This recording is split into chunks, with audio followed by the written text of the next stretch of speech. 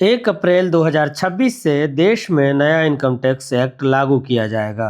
अभी से 64 वर्ष पहले 1961 में बने पुराने इनकम टैक्स कानून को इस नए कानून से रिप्लेस किया जाएगा। हालांकि इस नए कानून में टैक्स दरों में कोई बदलाव नहीं किया गया है। इसका उद्देश्य केवल टैक्स कानून को समझने में सरल और आसान बनाना है। सरकार का कहना है कि यह नया कानून पुराने कानून की तुलना में तकरीबन 50% तक छोटा होगा।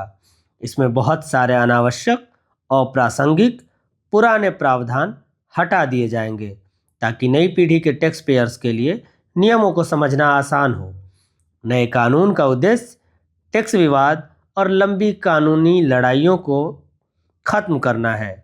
एक महत्वपूर्ण बदलाव यह भी होगा कि पुराने कानून में आय का हिसाब लगाने के लिए पिछले साल और अगले साल को अलग अलग माना जाता था। नए कानून में इसे एक सिंगल टैक्स ईयर में बदल दिया जाएगा।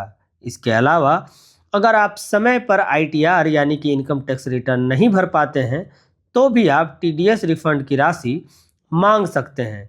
पुराने कानून के अनुसार ऐसा करने पर पेनल्टी लगती थी।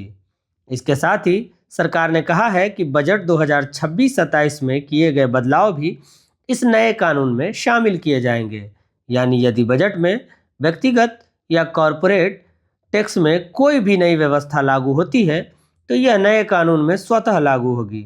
सरकार का कहना है कि 1961 में जब यह कानून लागू हुआ था तब भारत एक नया गणराज्य बना था। समाज और व्यवसाय के हालात आज से बहुत अलग थे, जिसे बार बार समय के साथ संशोधित किया गया, जो समय के साथ और ज़्यादा जटिल और भारी होते गए। आज के डिजिटल युग और बदलते आर्थिक माहौल में इतने पुराने कानून को समझना आम आदमी के लिए कठिन होता जा रहा था। इसलिए सरकार ने ये नया कानून बनाया है। देश और दुनिया की अन्य खबरों के लिए देखते रहिए जनपथ।